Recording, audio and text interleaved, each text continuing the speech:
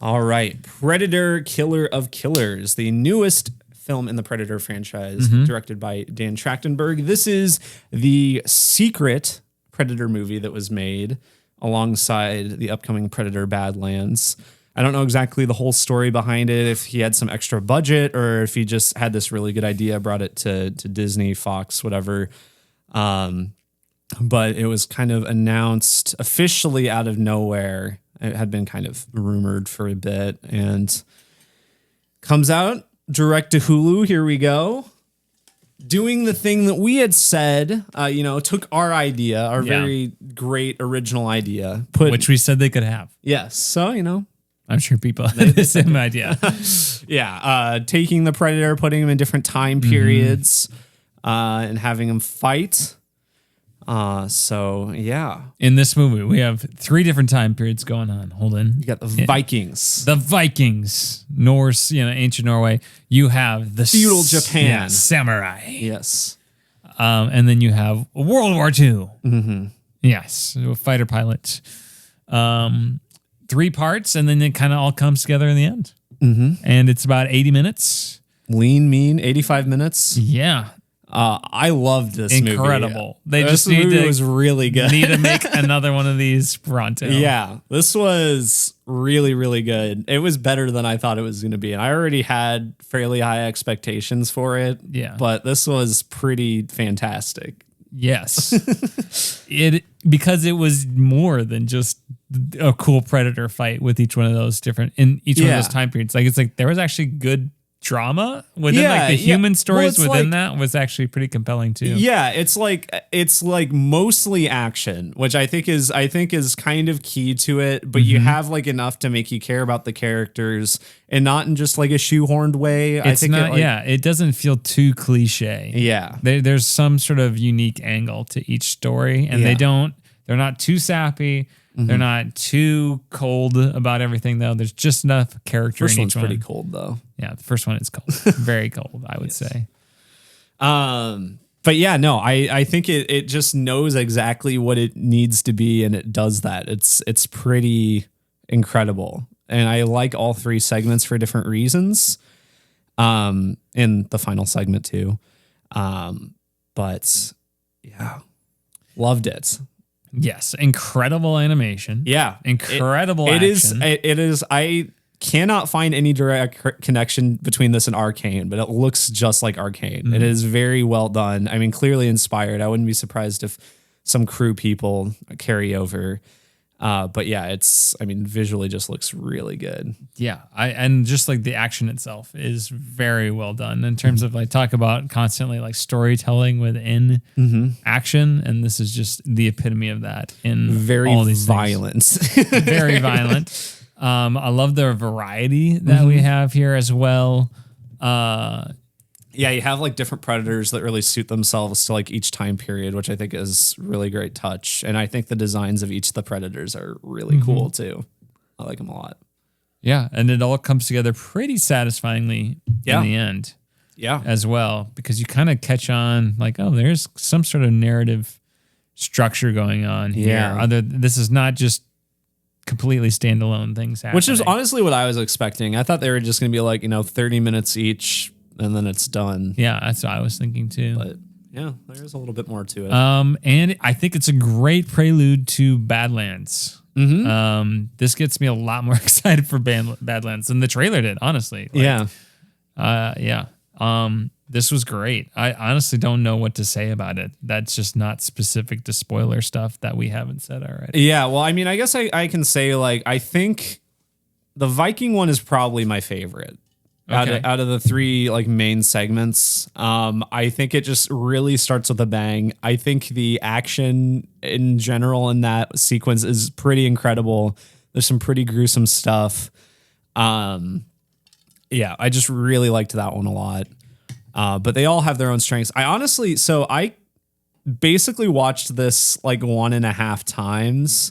Because when I was doing after I was finished doing the notes for the podcast, I was like, okay, I'm going to go through and rewatch some of the big bits. Yeah. But I watched so much of it. I just watched so many of the action sequences again. And the first time I watched through it, I wasn't as hot on the World War II one, but on rewatching it, I'm like, no, this stuff is actually pretty cool. I think that one, I think with that one, the main character isn't maybe as interesting in the time period, but it gets better when he's like kind of the POV character for the final segment. I feel the exact same way. Yes. But I do really like that it's aerial combat focused. I think that is interesting. I think a lot of the weapons the Predator uses and the tactics the main character uses is very interesting. We can get into that in spoilers. Yeah. So the action itself in that segment is pretty good. But I think I like the samurai one the best. But I would need to rewatch it. This is a movie that is so rewatchable. Oh, yeah. It's so fat. I mean, like we said, 85 minutes. Well, and everything happens so quickly that I feel like I honestly didn't get a moment to appreciate everything that was happening. Yeah, no, I'd agree. So, because I think, I just would appreciate all the very little touches that they did throughout. Yeah. Just phenomenal. Very good. I mean, even just with the Predator world building itself, if you're really into that, the aspect of the franchise, I think that they do some really interesting stuff there as well. God, what do you want to rate this, Holden? This is like it's a 9 or a 9.5. Yeah, it's very good. Yeah, I don't think it's a perfect 10, but it is very close. It's really good. It's a must-see for Predator fans, but it's also a must-see for action fans. Yeah, absolutely. Yeah. I just don't think, like, if this sounded interesting at all to you, I don't think you can miss this one at all. Yeah. There you go. We're going to dive into spoilers, talk about all our favorite stuff right after this.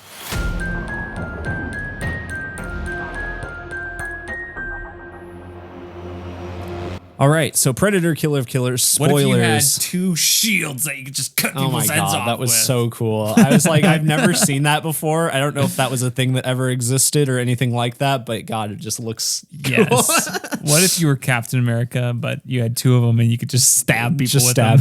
Oh my God.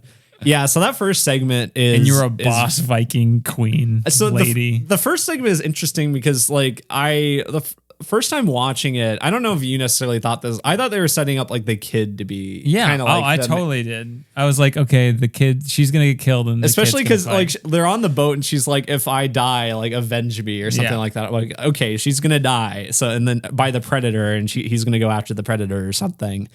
But no, I mean, the mom is actually the main character. She's attacking this village fortress thing because of this guy who killed her father, or rather made her kill her father. You killed my father, prepare to die. Yeah.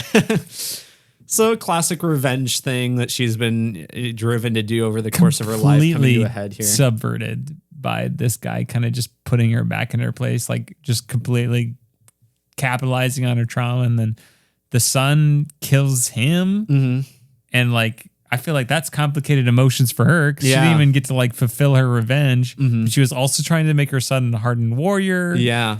And all this stuff. And and meanwhile, like, I love how it's like you're really engrossed in the drama of this. And then all of a sudden it's just like, oh yeah, the Predator's also just here. Don't just forget. Like watching from afar from like most of it. Well, I mean, we can't skip the animated wonder of them going into the fortress and killing all the Vikings. Very Northman-esque. Oh my God, that was so cool. I just like her coming in, like literally knocking on the front door, just immediately cutting that guy's head off. It's so good. And then I just need to rewatch this already. I think I've decided.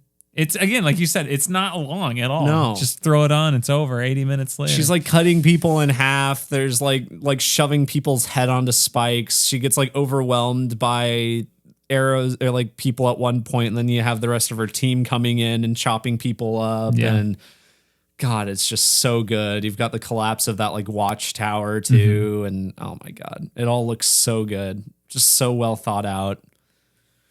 Yeah. Really good stuff. I think and one of the things that I think directly compares this to Arcane, aside from just the character designs being similar, one of the things I love in this style of animation is when like the particle effects are done in 2D. It just looks so good. It looks so natural. And it's so any like smoke or fire is done like a more traditional 2D animation. Yeah. but looks awesome. So. Yeah. Then the Predator shows up, Holden. Just starts punching tears people. When he uppercuts the one lady up into like the banister or whatever. Oh my God, that was so good. Jesus Christ. I do have to say though, if you're a Predator and you come back and you lose to humans, you suck, right? Like, like what are you doing? I mean, like, all of them died here though, right? I was kind of, after the first one, I was wondering if, any of the Predators were going to win. Yeah. I think if they do another one of these, one of the Predators has to win. Yeah. And they're in the ending. Mm-hmm. But yeah, no, that was great. So a lot of, obviously she falls out of the fortress thing. Mm-hmm. You never see what happens to her son. I mean, like obviously at the end he's like dying, but at some point he must have attacked the Predator and gotten mortally wounded. So she's in this ice water, which freezing. Final Reckoning-esque. Yeah, that's what I was thinking too.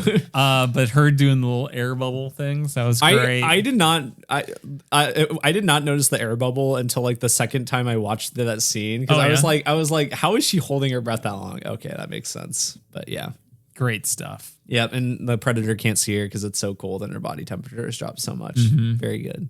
Stealth and all that sort of stuff. And then you've got a good boss arena on the ice, just with all these random like crashed like ships and everything. And the Predator is this one is so big, just the biggest Predator you've ever seen. He's got this really cool like sonic gauntlet thing that is just awesome.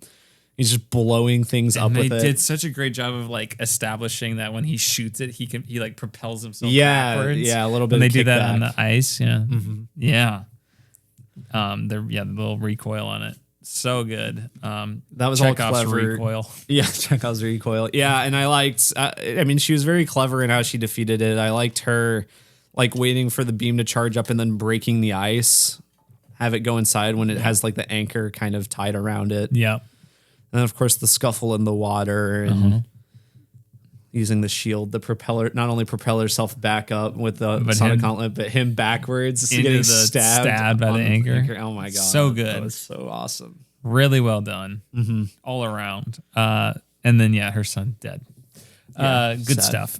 Good stuff. Son dead. Very then good. You got Japan. Then the two brothers, the shogun or the samurai, whatever his role is. And apparently Kenji and Kiyoshi, even though they never say that. Okay. I'm sure that's in the credits or something. That's great when they're like, okay, who's gonna succeed? The one brother puts the sword away, and the other one is like, you know what, I want to just take it. Attacks him. He just goes goes off and lives as a peasant farmer. I think. Well, Wikipedia says he lives as a wandering shinobi. Okay, but yeah, it just looks like he's kind of hanging out.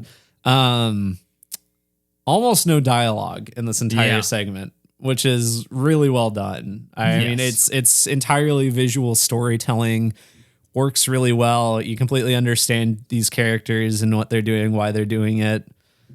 And it's, I mean, especially impressive because you just have so little time to establish them too. So the fact that you're able to do that with no dialogue is pretty incredible, I think. Yeah. And just the whole infiltration of the palace again, finding out that his dad's dead, all that stuff.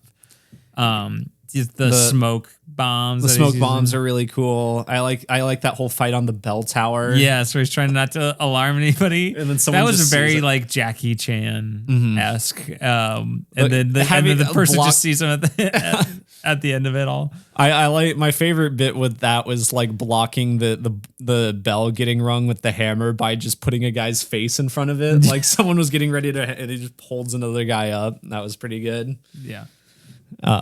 Very good storytelling there. And just fun, exciting slapstick kind of stuff. Taking out all the brother's soldiers and the fight with the brother himself. Really cool. I really liked that fight a lot. It was, I mean, very dynamic, moving through the ceiling and everything. I loved the bit where the brother just slides into his armor. Yeah. He's like picking up pieces really quickly and he's just got it all on. That was pretty good. I liked that. And it's all to give him this little cut on his cheek. Like we're bros again. Yeah. I did kill a lot of your people, but now we're even. Only to fall off the side.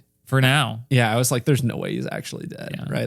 I mean, it looked like he was maybe dead, but I was like, that was so quick. That would just be crazy if he was actually dead. Yeah, and then the Predator's there. He's like thinking about his dad. The Predator shows up. He's like, what the heck? Yeah, there was that one visual of like the hand coming out of the dad's mouth or whatever in that flashback. Cool Predator design here too. I just the lankier one with like the spear and the like grenades. Yeah, he's got the like the shuriken grenades almost. Yeah. Like, yeah, that stuff is just very, very cool. He was a very cool looking one. He like it was like even just like the Predator, like he didn't have like the top mandibles. He only had like the bottom ones or something. So a bit different design even in the face. But yeah, that was really cool. But yeah, then the Predator starts massacring these other guards with his cool spear that could split people in half. Like, and then the things come out the side. There is also, he has the chain too, that is razor sharp. And like the first kill, he literally chops a guy's head in half. Like just the top of his head comes off. Yeah. God, just once again, having the Predator go through all these people with these cool kills, and you have your main character who's just trying to get away from him. This unstoppable force, just like, I can't stand a chance. And then having the brothers be able to fight together again at the end. Yeah, after they fall off. The rooftop chase is pretty good, and then he falls off and they do a little scuffle, and then the one brother's like, look, there's this, check this guy out. We gotta take this guy down. Yeah. This guy's a big deal. One last time, brother. And that was good. I know the Predator usually has the blades, but this guy had like extra long, like katana blades going on. And that was pretty cool. Just stabs the one brother. That whole fight with the grenades coming out, the chain being used, the Predator at one point picks up one of the katanas, and yeah, it's just very exciting.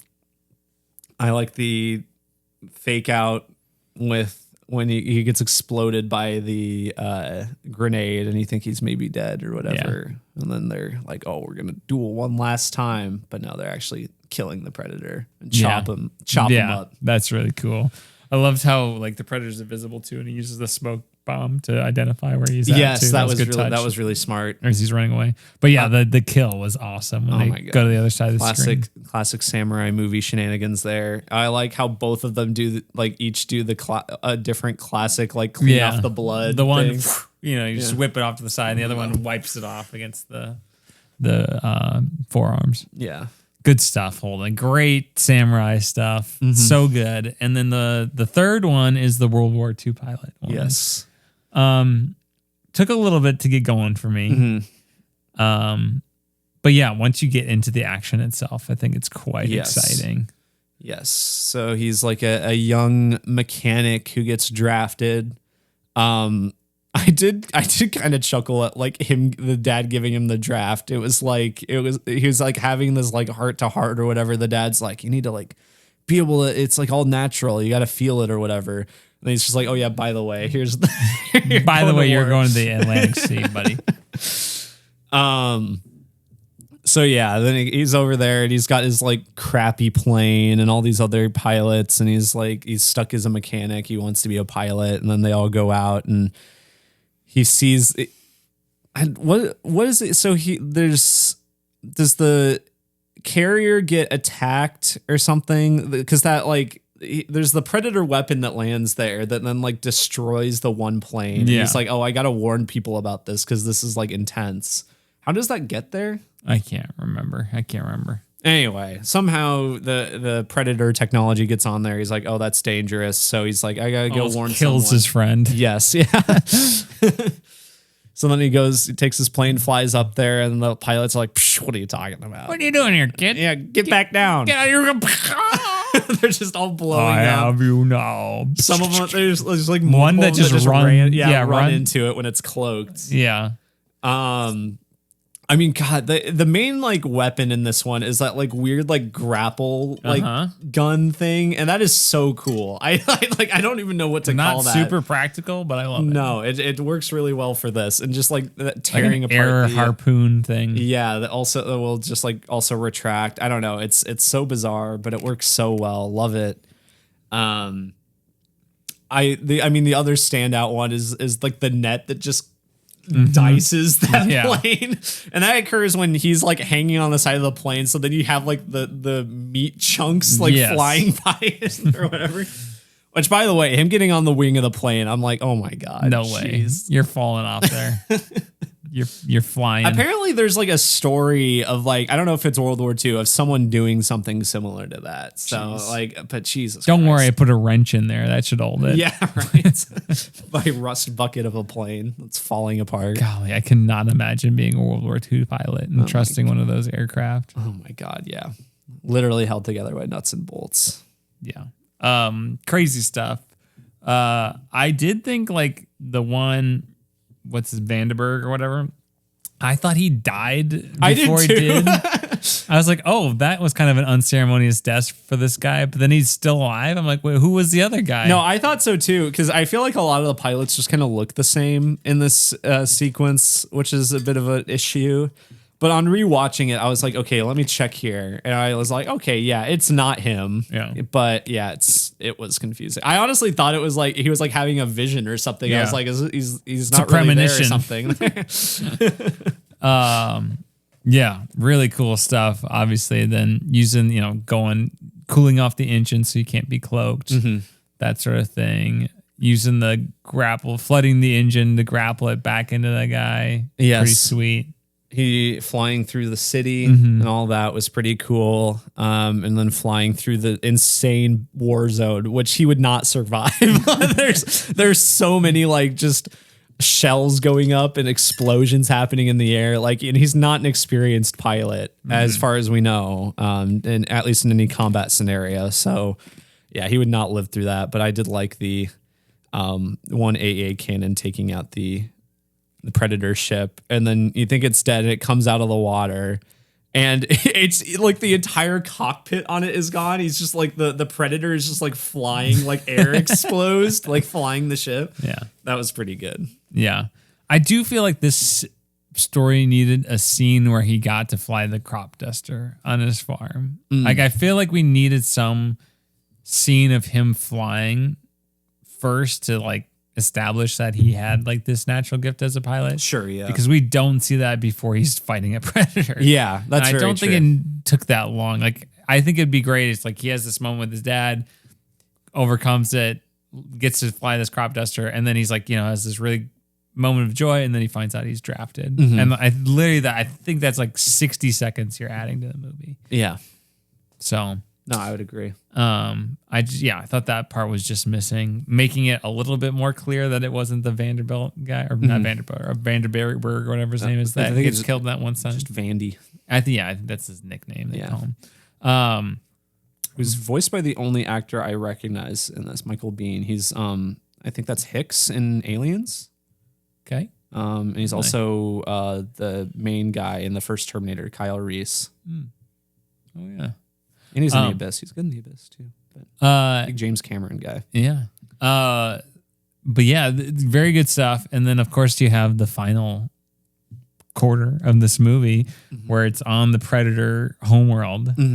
And they are basically gladiators fighting for it to entertain the Predators and face like this Predator warlord, which I didn't catch, but he has like the xenomorph tails or whatever. Oh, is that what those are supposed to be? Yeah. Okay. I didn't catch that. Okay. But that's what people were saying. But that's a great touch. Yeah.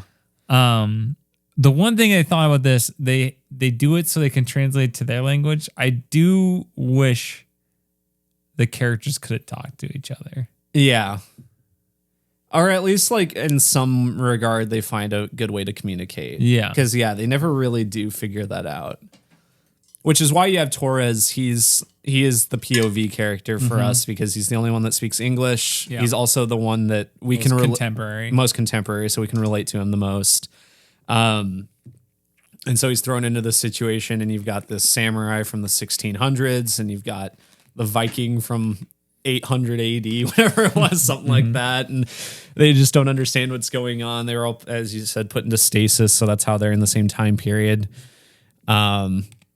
And so, yeah, they get their weapons. She gets like the battle axe. He gets the katana. he gets the flintlock from Prey. From Prey, which is also in Predator 2. Yeah. This isn't even from my century. I thought that was pretty funny. But yeah, and so I mean that whole fight. I mean he can't fight because I mean first of all, I mean he's not much of a fighter on the ground, but he also like doesn't know how to do this gun. He's like, all right, got like powder here, got bullets. So you have the other two trying. I mean you've got the samurai and what is it? Ramirez? What is it? Ursa? Gonzalez. Torres. Yeah. All right. Yes. So you've got the samurai and Torres, and they're trying to. I mean, they can't understand each other. Torres can speak a little bit of Japanese and understand a little bit of Japanese, but not really. Not really. And so they're trying to communicate with Ursa, the Viking, who's like, I mean, she's so used to combat. She's like, look, if I have to do this to survive, I will. Yeah. But they're like, no, we can get out of this. We can work together. And so then there's a big monster that comes in, eats Torres, which I thought was pretty funny. Just like swallows him whole. He starts stabbing him from the inside, and then they cut him open and all that. But that's I couldn't remember, like after watching the movie, I'm like, how does he get like the bike thing to escape? I'm like, oh yeah, because he's technically still in the body when they push it away. Yeah. I thought that was funny. They just come out and like push the body like into this like pit or something after it dies. Yeah. So yeah, then he comes back, and after they've kind of had a little bit more of a scuffle, and they get up and drive up this cliff to where this warlord is, and they have a scuffle and they fight. Steal his ship. Yeah, steal his ship. Torres figures out how to fly it. Yeah. Okay. Yeah. I think like the one thing to me that I think is a bit too corny in this is his like ability to just feel the vehicles. Yeah. I'm like, okay, sure, whatever. He does that both in the World War II section and here. I'm like, all right, whatever. Yeah. I mean, I guess you kind of need it here because otherwise there's no explanation to how he can just figure out how to fly a Predator ship, but he probably didn't need to do it more than once. He probably could have just had his ingenuity win out in World War II or something. I don't know. Also, I'm like, how are they getting out of this one? Like, even if you do get this ship, where are you going to go? Yeah, right. Like, you can't go back to Earth. You're going. Yeah. Even if you do get back to Earth, this is not going to be your time period. Yeah. So I kind of expected them all to just actually die at the end. Mm-hmm. Boy, samurai dude just gets his arm sliced off. Oh my gosh. Woof. I was very surprised that Ursa survived. Yeah, me too. Her sacrifice and everything, sliding down with the shield and taking out the grapple hook. That was all good. Yeah, but she survives. Which I honestly didn't even think. I honestly thought we just weren't going to see anything more of her since they didn't explicitly kill her. But yeah, so they're flying away. They're like, time to hunt or whatever they say. The game is on. The game is on. That's Charles Dance, right? That is, I think. The game is on. But then you have Ursa very much rated as a lost ark as getting taken back. In a cryo. Yeah. Yeah. And you see, what's her name from Prey? Naru. There she is. I will say, it got me a little giddy when I saw like, that. are we gonna see freaking Arnold Schwarzenegger? Dutch, I think is his name in that movie. No, I didn't. What if it was Ellen Ripley? Oh wow, Ellen Ripley, Naru. Yeah. Oh my gosh. What if it was Grogu? Well, in retrospect, I was like thinking about it because I know for a long time they've talked about doing Prey 2, whatever, and they still could. I mean, they could if they really wanted to in some regard. But you do have like the end of Prey. I don't know if you remember where there's okay, so I mean, she beats the Predator and everything, goes back to her village, but then there's like the like animated kind of bit. Kind of during like the beginning of the credits where it's kind of showing like what happens after, and you have like a couple of ships of Predators like landing by the village, and I think like initially I think the thought was like, oh, they just like wipe these people out or something because they killed the predator. But I guess now you could take it as they took Naru because she won. So interesting. Yeah. Well, that's what you get for winning. I guess. Yeah. Sore losers, these predators. Yeah. Yeah. So I think to wrap this up, Holden, just a quick discussion of, okay, what do you want to see them fight now? The predators. For me, I want it to be gladiators. I think that's like a big obvious one. Or a Spartan. But gladiator, I think, is my number one. I think that'd be a lot of fun, a gladiator. I think there's a lot of cultures you could tap into with this. I mean, clearly you had the native focused one in Prey, and then here you've got a bunch of other stuff. I don't know, like something set during like with the Aztecs. Yeah, I think the Aztecs would be really sweet. Yeah, I just think there's a lot you could do. I don't know. I mean, Vikings and samurai are two really big ones. Yeah. So very cool stuff. Have one Victorian London's Jack the Ripper. Oh, even though it doesn't just go around killing random people, so I guess that wouldn't make the most sense unless it's a rogue predator. Ethan Hunt as a predator. All right. But that is Predator, Killer of Killers. We will review Predator Badlands when it comes out. So stay tuned, subscribe for that. All that's good stuff. Yes, November.